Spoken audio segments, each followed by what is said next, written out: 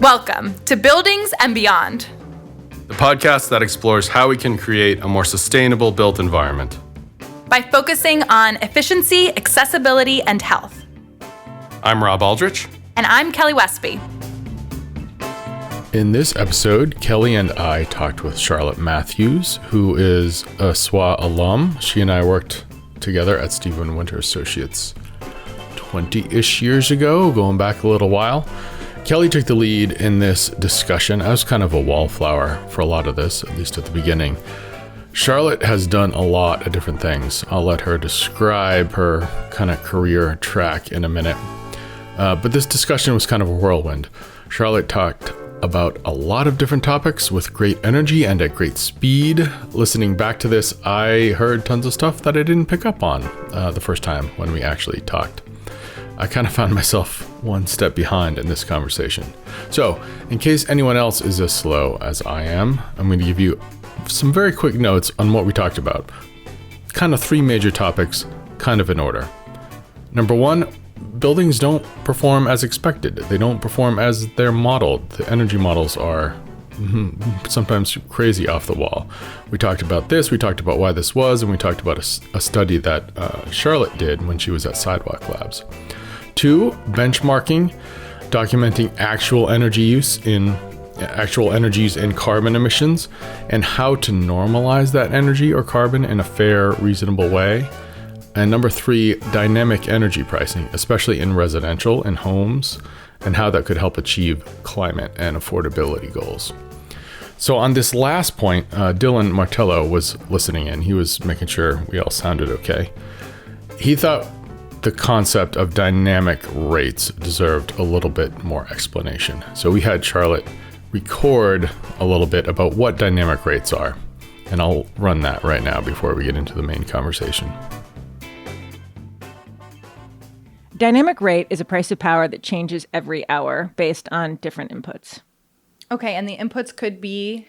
The actual cost of generation for the supply and local demand on the power grid, which could be at the level of network-wide or down to a specific circuit, which is like a neighborhood, which is actually where we need a lot of the work. A dynamic rate can, in fact, in theory, there's nothing to stop it from being different in one location relative to another, provided that the underlying structure of the rate is the same, so that people by the end of the month would be charged the same amount based on how they use energy. How about adding like some carbon charges to that? I mean, is that something you've heard of discussed or you've... I mean, sure, you could put in a carbon charge and maybe that will be the future, but that's like one more regulatory thing to add to this, when in fact the underlying economics of power, if you just made them more transparent and push them to the customer, it would be more fair, equitable, and accurate. So I don't even need to add in those stuff. And as I mentioned, renewable energy, which is low carbon, and nuclear, low carbon, and all the other low carbon fuels, they just run all the time, or they are, okay, that's a little Nuclear runs all the time. Nuclear runs all the time, and the feedstock is expensive, but it runs all the time. You don't want to turn it off. And renewables, the feedstock is zero cost. So both of those are very, very low cost on the order of power generation sources. And as you get to more and more inefficient fossil fuel plants, the fuel source becomes more and more expensive than the generation source. So in some sense, that's built in. I'm saying it's built in. Quick announcement before we start. We have a YouTube channel, which has some of our podcasts, including this one, and other stuff. Look up Stephen Winter Associates on YouTube, and we'll also have a link on the podcast page at swinter.com. Here's our conversation with Charlotte. So I was an environmental science major in the early days of green building. And I went from there into an architecture firm where I actually think I was the first sustainability specialist in the US. I was so early that all of the people who legitimately knew their stuff were architects, but I came in as a non-architect sustainability specialist. Then I went to consulting for a minute and a half and met Rob, and then moved to construction management to build some of the first multifamily high-rise green buildings in New York City. And they had black water recycling and using stormwater for cooling tower makeup and green roofs and 100% ventilation to bedrooms and the whole kit and caboodle.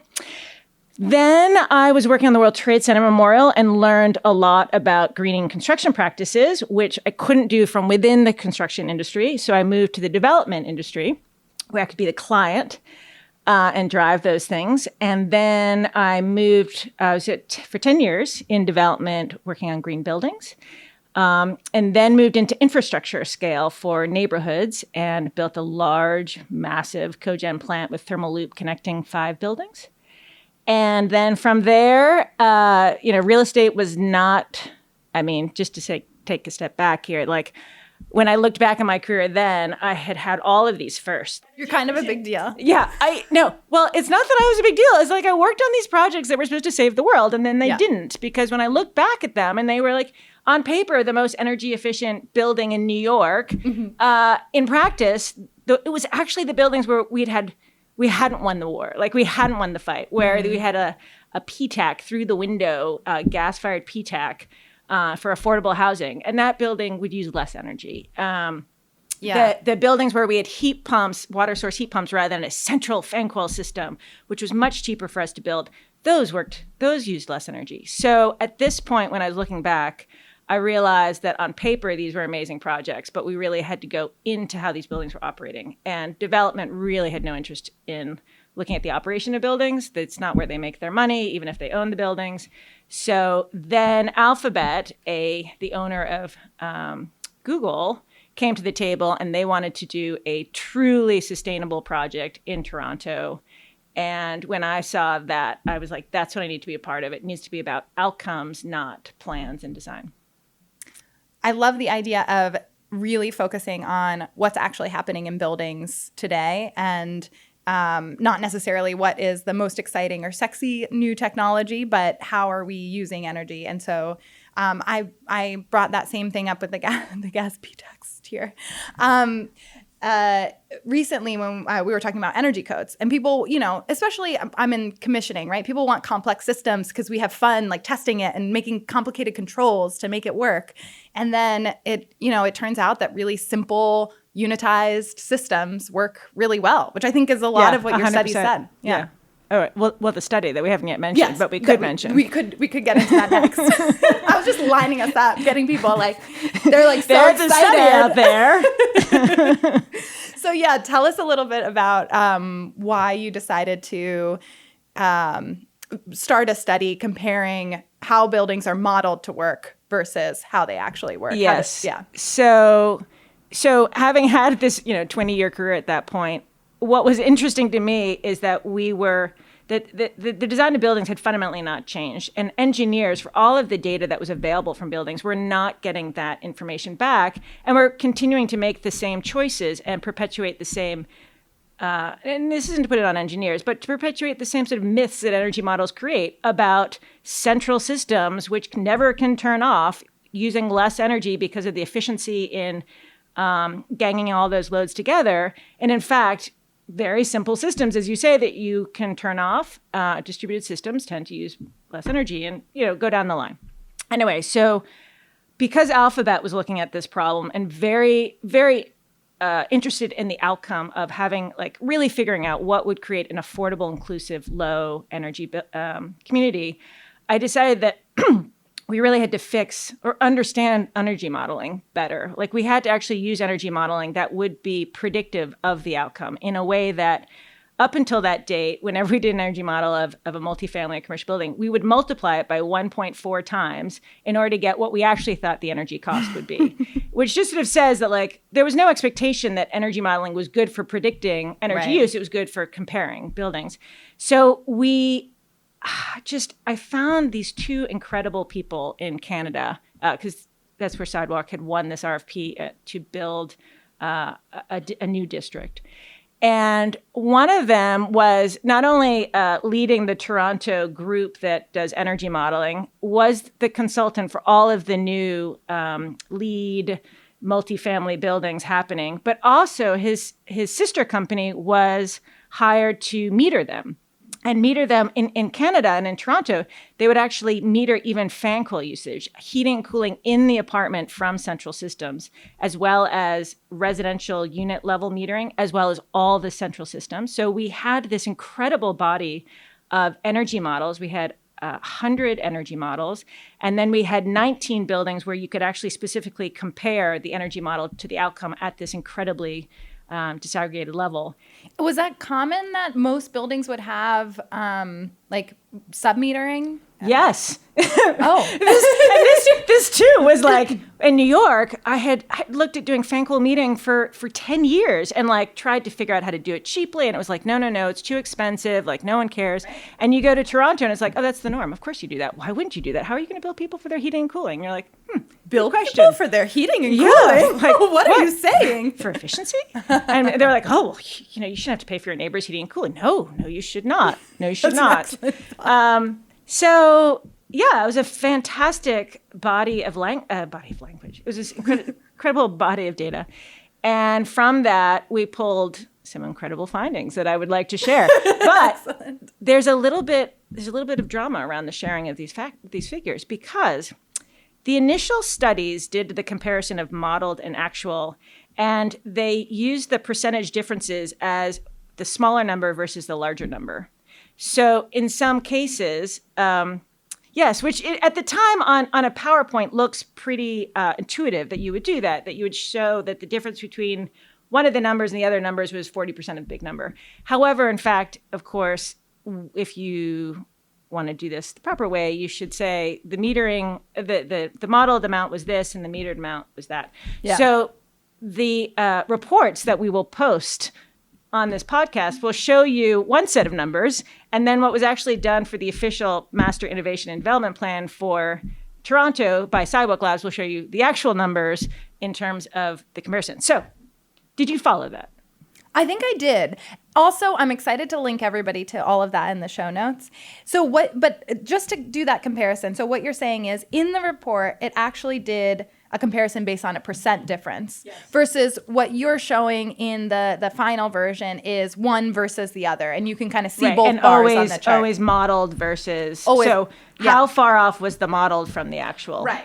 We had fairly consistent across this. We actually had, I think it was, whichever listener is reading the report can actually tell me exactly, but it was something like we had nearly 100 energy models and we had 84 existing buildings, and you could compare those on average. And then we had 19 buildings that were literally the same building before and after. And in all cases, the difference between those energy use was actually only 12.5% difference.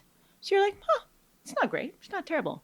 But when you reveal where each system is, it's very, very different. So for instance, heating, gas, the New York City, the Toronto grid is 90% green. So 87% of the carbon emissions from buildings is from gas use. And the gas use was off by 63% for heating. That was for heating. Very much higher. Okay. Very much higher. And then the next one was on domestic hot water. It was 27% off.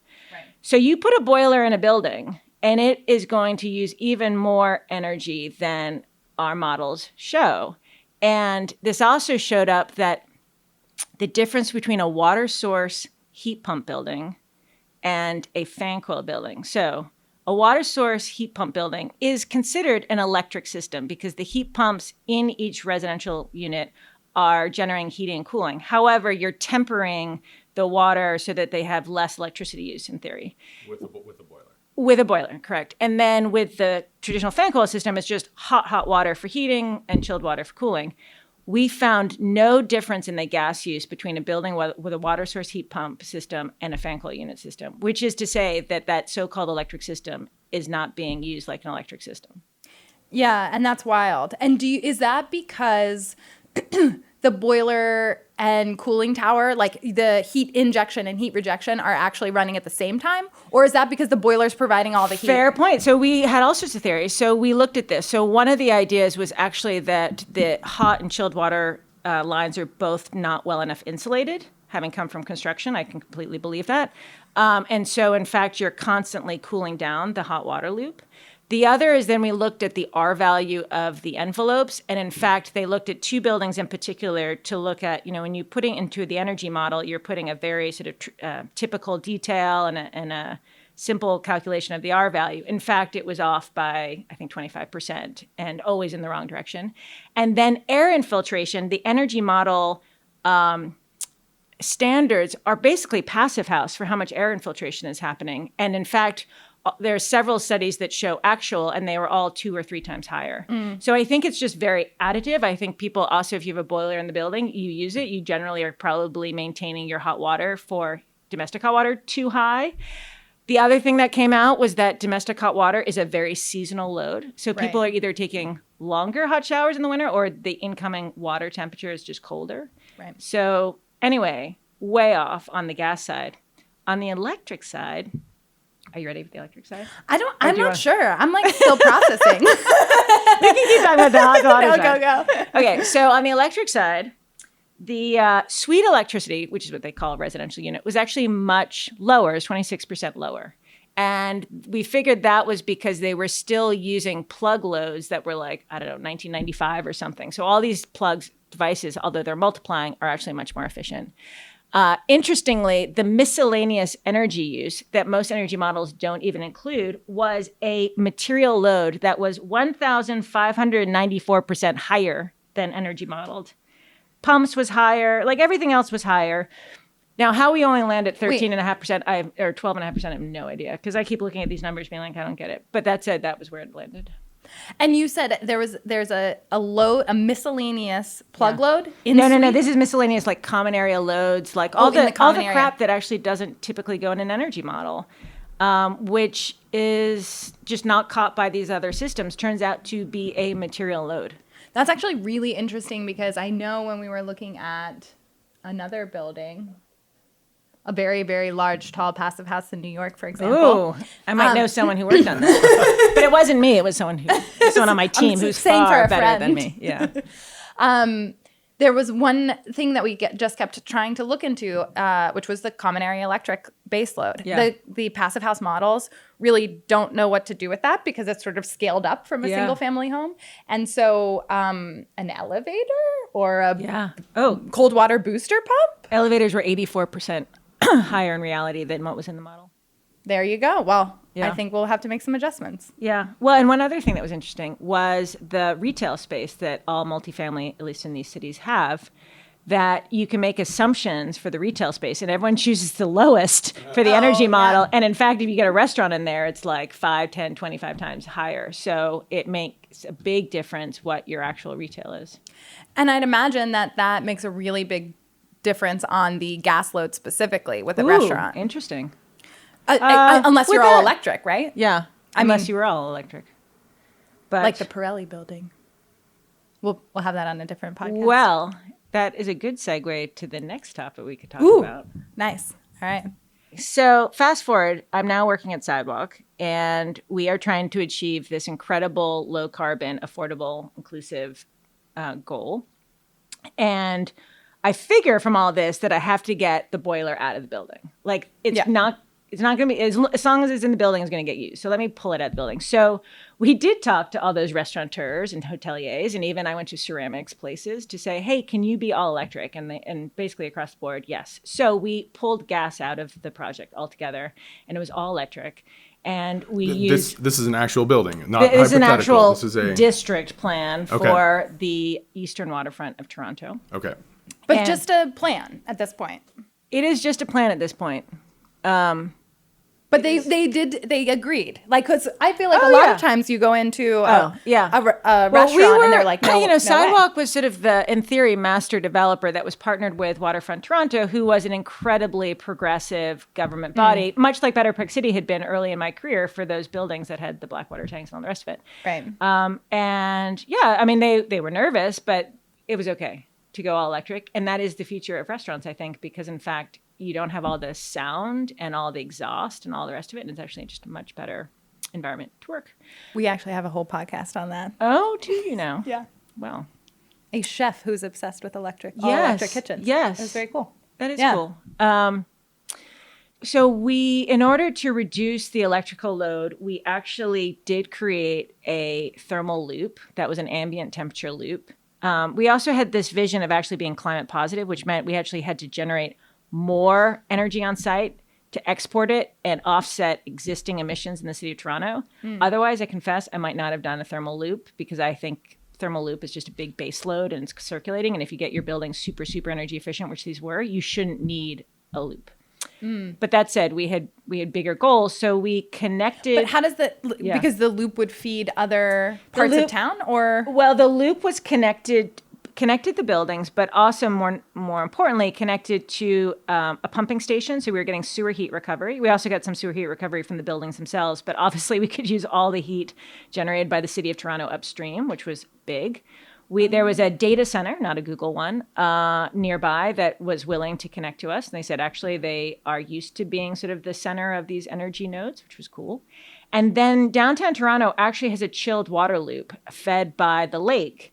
And we could tap into the return side of that chilled water loop and get heat throughout the year because commercial buildings are generally in cooling. So we had all that going into our central loop to reduce the lift that the heat pumps would have to do, particularly for domestic hot water. We had to have 2 sets of heat pumps to get to the domestic hot water temperatures. So after all this, we had reduced the carbon emissions like 75, 80%. And I was just like, this is it. We got to green the grid and electrify. We got it. But the problem is cost, because obviously all this costs quite a bit, but we could have figured that out. But the actual cost of electricity for the residential homes, the cost of electricity in Toronto is 5 times that of gas. And with all of these things we were doing, the efficiency of our thermal energy was only like 2.5, maybe 3 times more better than a boiler. So you're not making up the true difference of that 5 times. So that's what led us. And then, couple add on top of that, not only are you fuel switching, but then you're actually you're increasing the capacity of the grid required. So the cost of electricity has to increase to cover that escalation in investment required. And then if you thought about scaling this beyond those countries that are comfortable with nuclear, you're actually having to double the capacity of your generation and storage to meet all of your renewable energy goals. So for all of that, the price of electricity was just escalating. And we were on a collision course between affordability and greening the grid. So the team created a product to change the way we price and manage electricity, which is what I'm now doing. So Rob. So, I mean, yeah, a lot of thoughts. I mean, district systems, I'm skeptical of a lot of things, including district systems. Going back to the thing that you first started, you know, these big central plants and buildings are way less efficient than these small, simple distributed systems. Yeah. And now we're going to make a much bigger, a whole chunk of the city district system. The complexity, the cost, the infrastructure, the things that can go wrong. I've seen papers, mostly from Europe. Maybe somewhere, maybe like Iceland, where there's, geothermal. I mean, but it's. I'm always skeptical. I'm always leaning towards the simplify. Rob, I'm 100% on your side. And this is not that direction. Did you look at if you took out that requirement for positive and just looked at we would not. I think across the board, we didn't think we would do the thermal loop. I mean, and it's tricky. So I built this thermal loop in New York, right, with the help of some other people. Just to like out there. I mean, and this is not just on paper. This is that one was real. That one was like $175 million of real. Okay. And that was because it was a hot and chilled water system feeding buildings that used a ton of energy, and the grid is so brown in New York City that doing cogen is a great deal. And if you can capture the waste heat created and distribute it, it made sense. And we had 5 buildings going up. So, but when I went to this green grid, I was like, well, the last thing you don't want to do hot water and chilled water because you'll never get to that heated temperature and you don't need it. You don't have to also insulate the pipes, blah, blah, blah. And then it was like, and if we do really, really passive house level buildings, which was the expectation, why would we have constantly pump water. Yeah. And all the engineers with their energy models will tell you that pumping water doesn't use a lot of energy, but yet it's still there. And we talked to some passive house developments, one specifically in England, and they said, yeah, the local government really want us to do a thermal loop. Like all of these city governments think the way of the future is connecting buildings and having district energy and all the rest of it. But they said, we also think it uses more energy than our passive house building requires. And so I was sort of banging the drum on this. But again, we did have this climate positive goal. And we all know that like it's not just about reducing carbon. At some point, we got to like go in the opposite direction. So it is awesome to capture all this free energy. Like I don't have if these big sewage heat treatment plants, sewers in general, there's so much excess heat. It does make sense to capture that, recapture that, and in which case you should probably distribute it to some buildings. Right. But as a general rule, I think it is way too hard to connect buildings and the benefits. Even when we saw Hudson Yards, like these buildings, residential and commercial and retail buildings, are not that complementary in loads. Like everyone thinks they are, but in fact, buildings today are not turned down in any way, shape, or form. So yeah, which I think we saw through the last couple of years that they don't really turn down. Exactly. Yeah, at least as much. They don't turn down with occupancy. Right. Which actually brings me into another question about about normalization. And is our normalization metrics even right? And I don't like those either. Yeah, okay. Do we put that aside? No, well, I have a thing for that. Go for it. Really? Okay, there's this side project we were also working on for Sidewalk Labs, which was that you need to benchmark buildings differently. That if you're actually trying to look at what is the supply of, as you move toward a greener grid, the GHG intensity of that grid changes by the hour based on what's available.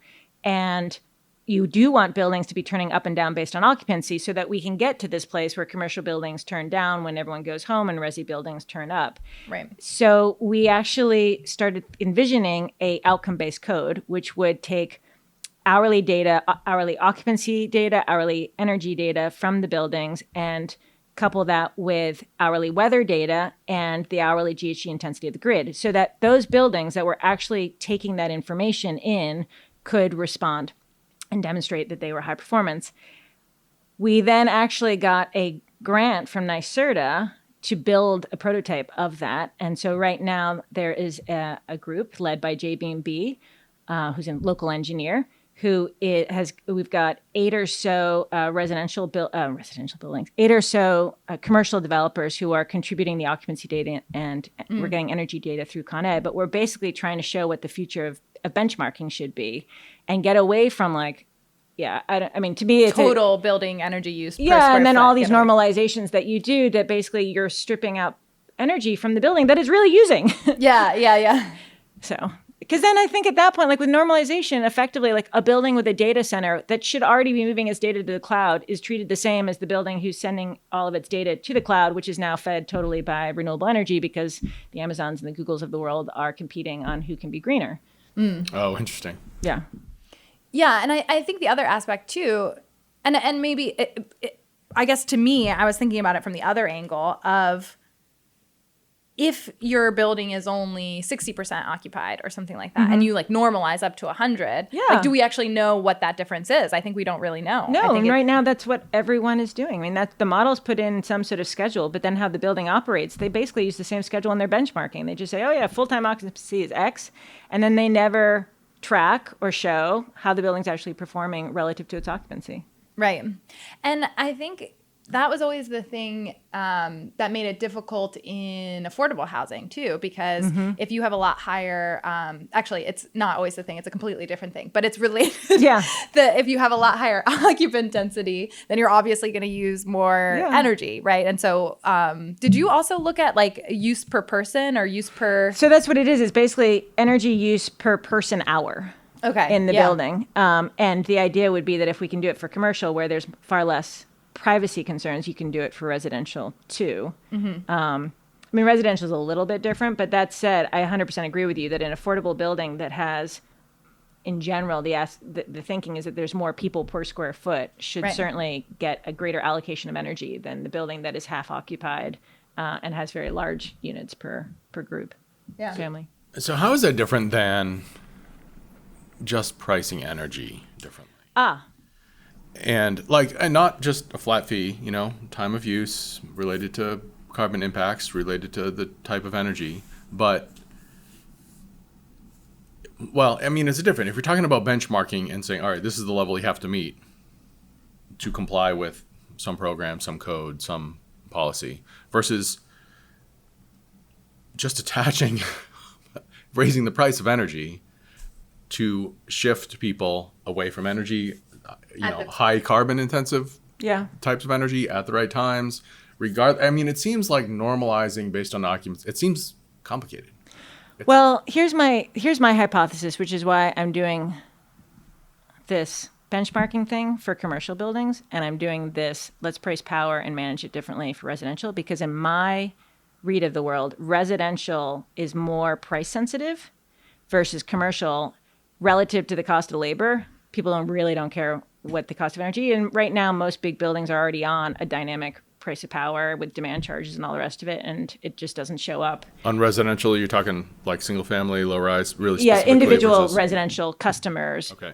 are by and large price sensitive to power. Right. Obviously there's an equity issue and equality issue. Oh, absolutely.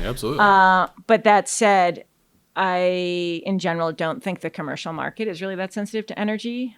And in fact, energy costs. And my own experience of why I left this development company was because I could show them that we could, not spend, we could make all our money back with a bunch of measures to actually track our energy use and find efficiencies. And they were just like, it's not worth the headache. And I'm not getting $20 on the dollar for this kind of work. Like, relative to our resource, our labor, we would rather spend that energy on development and making a ton of money versus spending a ton of effort extracting a little bit of wasted energy, which is, as we all know, in energy efficiency, how it feels sometimes.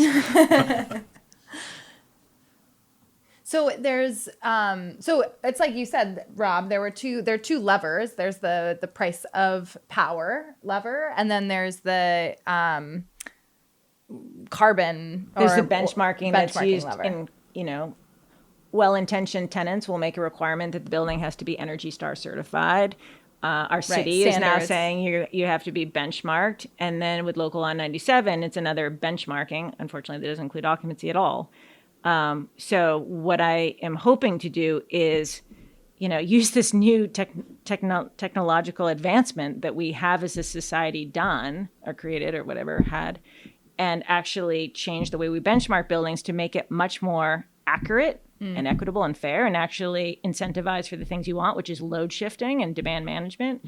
And similarly, in the home, there's a lot of optimization we can do where devices are optimized against a price of power that should be dynamic based on demand on the system and the cost of the supply. If we had enough data coming out of these buildings and the platforms to synthesize it, you could move toward an outcome-based code, which is effectively looking at how a building is actually performing based on its population or its occupancy. Which I love the term that you use, because I've heard so much, like right now, or I think it's 2025, we have to work towards a performance-based code. But performance sounds like you're going to measure the performance and judge based on that. But what it actually means is you're going to build an energy model that generates some sort of EUI and judge the building based on that. So it's not actually that different, except that in theory, you're not doing a comparative-based model anymore. You're doing a predictive model.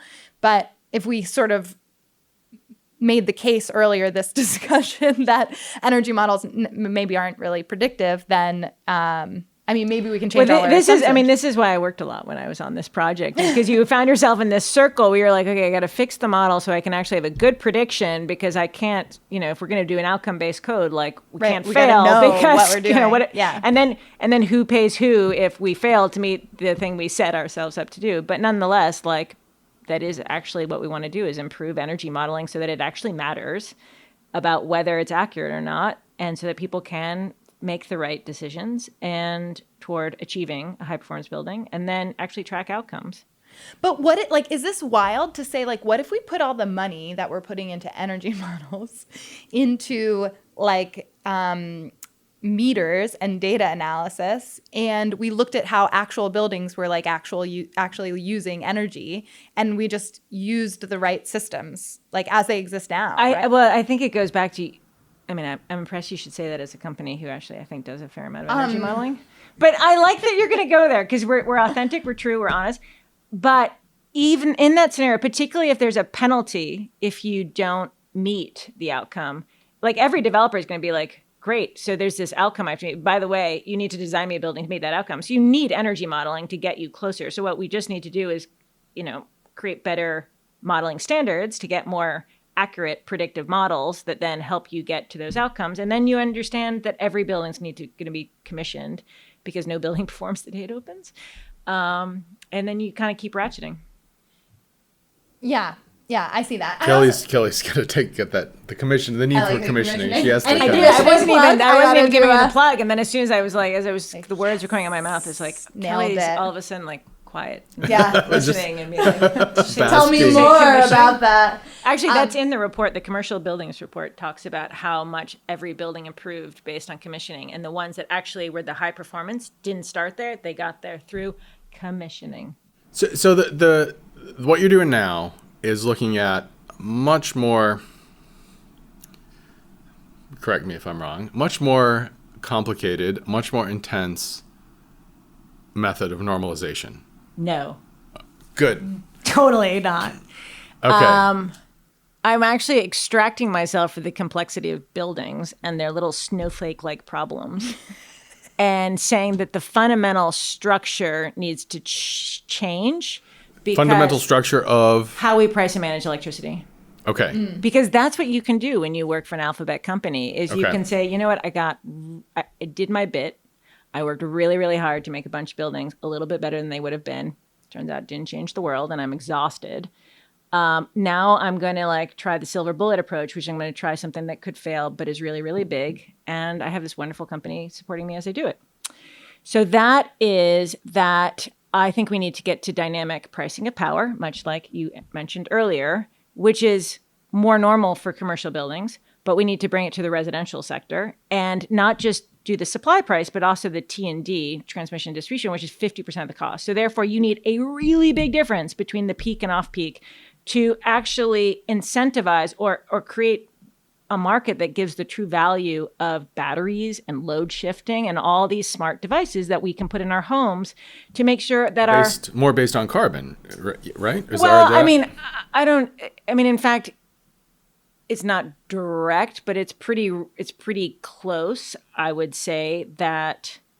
Okay, well then you can get into a dialogue with Watt Time, who will tell you that there is actually no direct relationship between the marginal emissions and the price of power. But if you look at average, there generally is, which is in the ramping of energy. If you have a lot of renewable energy, it's very low cost to generate versus fossil fuel versus inefficient fossil fuel plants. So if you have a price of electricity that tracks with the true cost of generation, as well as local demand on the grid, because every time you use more energy, when it's already peak time, you are potentially causing the next $1 trillion generation plant and new capacity expansion and digging up the roads to build new cables to deliver power, in which case you should pay a lot for that electricity. And in fact, you know what? It should be so much that you don't actually run your dishwasher right after you ate dinner at the high point of peak demand in your local neighborhood. Your dishwasher should know that it can run at 2 o'clock in the morning because you're going to empty it at 7 o'clock in the morning anyway. So our devices in our home, our hot water tanks currently will refill the minute you take the shower. Again, not a great time to do it because that's peak demand and peak time in a residential neighborhood. Middle of the night, great. You'll still have enough hot water for the shower. Your EV charger, you go down the line. So effectively, if we had used the price of power as the thing that synchronizes all the smarts that are available in people's homes, we can create over time a lower cost of energy because we're not going to keep increasing the capacity of the grid and having to build new renewable generation because we actually can't use the generation when it's available and we're curtailing it, and then we're having to use gas generators, fossil fuel generators later. And basically, I would argue that in time, you can decouple the bill experience from the price of power, because right now so many so many utilities charge residential customers on a flat price of power, believing that, and it's true, people have no idea what the cost of power is and they don't know peak off peak, never mind a dynamic price of power. But at the same time, if you're going to install a heat pump hot water heater, you have no idea how much energy that's going to use. So it doesn't help you that you know the price of electricity if you have no idea how much that's going to use. Your EV, go down the line. So people today have no idea how much energy anything uses and how much it costs them. So just remove that from the equation. Use the price of power as this coordinating signal. Have all these smart devices. You get a 24-hour forecast and then can find the right time to do what they need to do while also meeting the comfort of residents, and overall get to a much more predictable low-cost bill. So you think that's viable in all sectors, but you're saying it's it's just more non-existent in residential, like single-family residential. Yeah, I think it's more, I think in the residential, basically, if we're on the current trajectory of how we manage electricity, completely demand-driven, that people have no idea what the price of power, what the true cost of power is on the system, and therefore use it whenever they wish, and then what is happening is that the price of electricity is just escalating. It just has to keep growing, at which point no one is going to switch from their gas boiler to electric. Yep. So if we're ever going to electrify the residential sector, we actually need to be very aggressive on the cost of electricity for that sector. And then the commercial market, again, I think it's about benchmarking, because whatever the cost of energy is, they're gonna be like, it's not as much as salaries. Yeah, right. So the idea is, yes, electrification plus renewable grid equals decarbonization. But what you're saying is you need this added element of ensuring affordability. And to do that, you need to price power by time of day. Correct. And dynamically, because if the sun shines, you have a ton of very cheap solar. If the sun does not shine, you don't. So, and you had mentioned 24-hour forecasting. Yeah. So how does that relate to, if the sun doesn't shine at the right time of day? Or does Google control that too? Our weather forecasts are not awesome, because we tried to do this at a month. And in fact, the weather forecast for a month is very, very bad. On a 24-hour rolling hourly forecast, you can get a pretty good idea at which point you can then change. But basically, you over 24 hours, you can get a pretty good idea of where a good time to heat hot water is and where a bad time is, and just try and avoid that. Yeah. Yes, Rob. All right. So on the commercial side of things, most rate structures have some kind of demand charges where they pay for peak demand and also time of use. There's usually some element of both. Or even dynamic. I mean, you might even pay. It might even be dynamic, but I think what you had just said, it's really not relevant, huge in their overall operating costs. Yeah. So you're saying adjust benchmarking so that they kind of have to respond. Yeah. Via, charges. Hey, look, you paid for, 20% more carbon emissions than you're allowed per your normalized benchmark. Pay us the money. Pay the state, pay the city, pay somebody pay for that. New York City, I think most of the people who've been leaders in real estate from the development world would agree that you need to codify some cap on buildings or some benchmarking buildings or something. The problem then arises is that the way that we benchmark buildings is flawed, and it doesn't actually distinguish those that are really doing the right thing for maintaining a lower cost, smaller green grid from those who aren't. And then it's an abomination that you don't look at occupancy, because that means the building that's got hotel desking and is using their space all the time is somehow not credited for that relative to the law office that's 50% occupied and keeps their lobby freaking chilled all day. Okay. Another thing that the study found is that there is so much variation in energy use within residential apartments. And if you think about it, you can never get there, because you're I don't know, everyone's got the same stuff in their apartment, right? There's a TV, but in fact, a couple computers. Exactly. But in fact, the study showed that the bell curve had a 1 to 4. There was the majority of people were between 1,000 kilowatt hours a year and 4,000. Right. But that's a 1 to 4. And then the tail went all the way to 10,000 kilowatt hours. And when we used to look in the portfolio of the development company I worked for, it was the same thing. It was like between 1 and 4. Like there was a 4 times spread, which is why I continue to think like there is a lot of energy for us to manage better in residential units. Right. So on the residential side, and again, this may be for single family or for low rise or even for high rise, I agree that the variability is colossal. I was floored with, 20 years ago when we were working with a production builder. They were building the same exact house. We got them to do, good windows, tight ducts, good insulation, good air sealing, and same house, same block, 5 times difference in how much electricity they're using. It was kind of eye-opening. Our models, forget the models. Yeah, right. But so on the commercial side, I got what you said about the need for better benchmarking, accounting for occupancy. And then I think, there has to be some teeth to it. There has to be a stick to make people pay if they exceed it. And you got to make a business case for it, right. And even if it's above and beyond the energy prices. Yeah, it sounds like that's irrelevant. So on the residential side, if we're talking about we need dynamic pricing and we need technology in the homes to respond to dynamic pricing. Yeah. What's the biggest lift? Is it the technology side or is it the policy and the tariff side? So my hypothesis on this is that most utilities and regulators, well, I don't know. I mean, regulators are not as close to it, but I think most utilities I've talked to would say, yes, we think dynamic pricing is the future. In fact, we would love to get to time of use because we can't even get to there. But I can't risk that with my residential customer until they are protected. So that's why my group is focusing on let's create the technology that protects the residential customer from the dynamic rate, at which point we unlock the power of dynamic rates. So technology is the first step. It's kind of a chicken or an egg. Yeah, I think so. And your take is technology first. Well, so California, the regulator, is actually asking the utilities to do a pilot with real-time pricing, where it's not as deep as I would like to go, because I think studies show that you need a peak to off-peak of 6 times to really see a big shift. And if you couple with automation, you improve the shifting, and you should make your peaks really, really short so people can actually shift when they do something versus Con Ed, whose peak time, last I checked, was 8 o'clock in the morning till midnight, which is basically a joke. I mean, no one can shift off of that. So I gotta wait to shower until midnight. Unless you really have learned how to program your hot water heater in your EV, which I would argue most people have no idea how to do that. Right. So there is one regulator, tip of the spear, who is moving in that direction, and the utility is like, great, we need to protect the customer. Like, we're not on board, we're not loving this idea yet.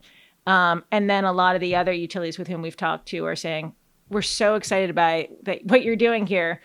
We don't want to be the pilot. Yeah. But call us when you have something. Yeah. We're more of a follower. Anyway, I continue to think if you build it, they will come, even though my life experience tells me that's not the case.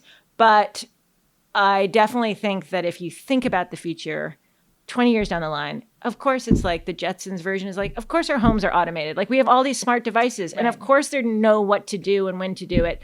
And therefore, we could have a dynamic rate. And I just don't want to wait that long. So I am trying to force the transition and believe that there is a commercial, scalable product that can be created out of this that changes the conversation and ideally makes enough money to pay back my incredibly generous employer. And so you're looking at the technology side. And so what specific aspects are you working on right now? We are specifically working on something we call the home scheduler, which works with third-party devices, aka a hot water heater controller, an EV charger, or even just the EV direct, the various smart thermostat.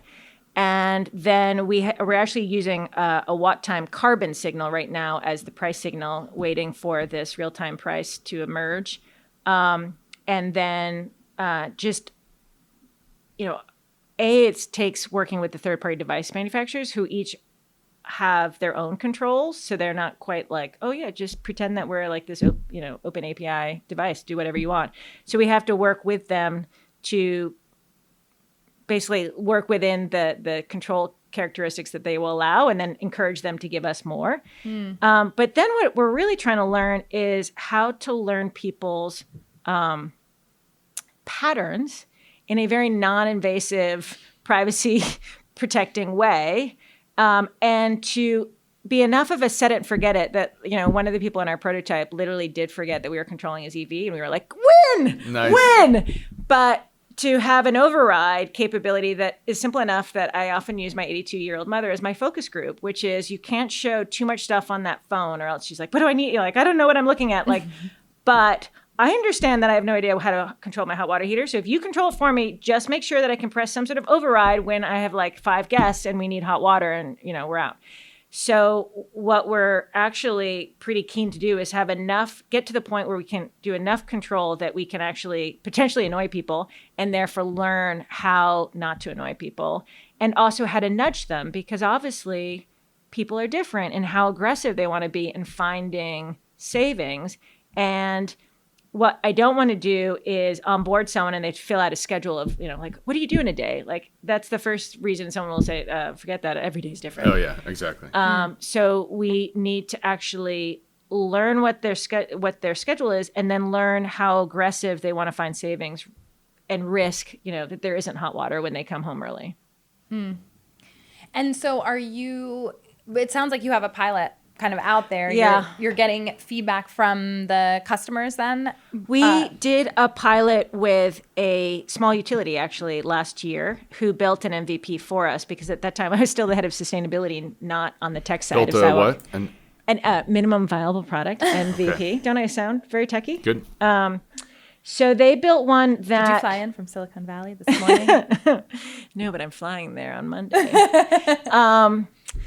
So they built one that they did use sort of just hardware that you can control totally. And they had a smart thermostat and they could do air conditioning. And we didn't have any electric hot water heating and any EVs in London, Ontario. But basically for a year, they tested whether we could create a dynamic rate, and then predict it well enough to know when to load shift. And then we also had a community battery and community solar, so that we had a model of a battery and then a real solar array. And people could purchase shares of this community asset. And then the home scheduler would say, oh, this person's already got battery power to cover this time, so I won't actually adjust the devices in their home and things like that, to basically try and actually look at sort of mini grids on the grid. And it wasn't by any means the perfect design of what we want to do, but it did say that people understand a dynamic rate and that they're willing to accept control in their home. And so then we signed up a major utility to be our co-creation partner, because we do actually have the humility to know that as a tech company, we should not try this on our own. And so I'm actually meeting with them on Monday to begin our workshopping, because after a year of talking to a bunch of utilities, we found our perfect partner. And then now we are growing our engineering team. Every week we get a new team member, and building this prototype using friends and families' homes, with the idea Nice. of moving toward, 50 colleagues. And then eventually we have this real pilot in the fall of 2023 with real people, real bills, real rates. And so was the pilot in Toronto also friends and family? Wait, we didn't. Oh, in Or London, Ontario? In London, Ontario, sorry. That was actually, this teeny little regional utility has got 200,000 customers, and their IT team is like 150 or 250 people, because they are this is how I describe it if they're listening to this. Forgive me if I get it wrong, but they're basically the back office of all of these other small regional utilities. So they had this very impressive tech team who built this prototype and had all of these customers who have been participating in all sorts of pilots that they do. So They had 100 real customers. But in that case, it was a shadow bill. So in reality, people were like, I can see on this app that I saved money, but I actually didn't see it quite the same way on my meter. So in fact, why am I going to let you adjust my thermostat? Because who wins here? And you were like, us. Yeah, for learning. Cool. Okay. So then fast forwarding, you want to deploy this with people that you know in a local region with one specific utility. Oh, no. So eventually when we get to the true pilot in fall of 2023, it will be real people who we don't know. Oh, okay. With a real bill. So by that point, we really have to be good, because that's really our product launch effectively, at which point I would like to be able to say within 4 to 6 months, this is working, and then bring it to all the other utilities and say, now start. Yeah, listen to me. Cool. How much does the technology cost? How like hardware and Yeah. who pays for the hardware? I'm thinking, for lower income Yeah, folks, for it's sure. a big concern. So we are trying to, in the MVP version, minimal viable product version, we did have hardware in the home that was connecting to these devices. We're trying to not do that because when we've seen other people try and do this, and they always have to install hardware that's very expensive and really limits your scale. It is about getting smart devices into people's homes. Yep. My impression is that there's a lot of attention on low median income households as it is, and a lot of incentive programs targeting them. They are not generally participating in those programs, which is part of what we're trying to fix. So we're trying to make it very easy for everyone, because one of the things we learned in London, Ontario is people don't self-identify as LMI. They don't self-identify as needing help or wanting help. And what we want to do, therefore, is basically tell everyone, hey, see if you qualify for a device. Let's make it super easy to come to your home and get that installed. So we're going to work with the utilities' existing programs, of which they already have programs for heat pump hot water heaters and batteries and all sorts of other things. But they might need all of that. They might need a new water heater. They might need a new heating and cooling system. Yeah. They might need a new dishwasher. Well, I'm hoping all these federal dollars towards energy efficiency retrofits and electrification can actually start targeting making it smart. Because right now there's all this new enthusiasm on electrification, but not on make sure it's smart. And actually, hey, when you install it, it should be pre-commissioned to respond to some rate so that people can take advantage of super, super inexpensive solar power, and then just avoid those times when it's really expensive. There's lots of talk, but it's all been talk. It's like, oh, smart grid, smart appliances, it's the solution. But nothing's happening yet. I just have always found you got to do proof of concept. I mean, that's why I love being in development, is basically you're like, every new development was like a proof of concept of this great idea someone had had, where you could learn, was it a great idea? How, was it good or not? And that was fun. And the tricky thing with development is, like with large building development particularly, right, is that the proof of concept takes so long to prove. Well, it turns out so does building a product for utilities. Yeah. So, actually, tech is a lot faster, but then the utility industry is a lot slower in moving. But that said, yes. And it's been exciting. Now that we actually have a team of engineers growing, how incredibly quickly we've started accelerating our progress. It's pretty great. And which aspect of, which particular aspect? Is it a controls? Is it an integration problem? Is it the actual predicting that is the biggest issue or the biggest? Yes. And I don't think predicting, although I say that, but in fact, originally we wanted to have a totally predictable bill. So we could predict what your bill would be, and then it would say, hey, do you want to be 20% less? And then that would, but in fact, it turned out that predicting a month out was so hard that we did let that go. So yes, and yes. I am worried the most about other device manufacturers playing ball, that device manufacturers or smart device manufacturers will all get to sell so many more smart devices when there's a dynamic rate. So, because right now they can't adjust, it's not worth adjusting hour to hour because the difference in price is so small, they save 3 cents at the end of that. So if we had a dynamic rate with a radical difference between peak and trough, you would increase the market for smart devices. The problem is you won't get there unless you can actually coordinate the smart devices well enough in someone's home that you give them protection and a more predictable bill. So we're kind of trying to make that pitch, but right now we're working with those who kind of get that. And then, of course, being part of Google helps because we can learn so much from Nest and actually work with Nest, which is not to say that they'll be any different in their commercial interest about, hey, we actually know how to control thermostats better than you do. True story. So what we just need to do is really work within the capabilities that OEMs or device manufacturers will give us and try and coordinate it well enough that there's a predictable, simple experience for users.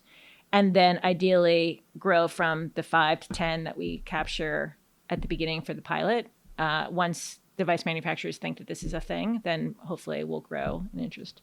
But they also currently make money by charging you $15 a year to access their device, at which point you're starting to add more costs. Yeah. And that's what we found with the smaller, even multifamily buildings, that once there's a lot of money out there for smart building technology and whatever, and you can kind of make it work in some cases, and sometimes you can take it and pay for the BMS that we were going to get anyway, or whatever. But it's really expensive. It's Yeah. expensive to monitor that data. It's expensive to store it, to track it. And the like carrying cost of all of that ends up adding up. And then, like you said, the integration is never as seamless. Yeah. And if you're talking about single family homes, like you don't have like controls contractors in the single family home market that I know of.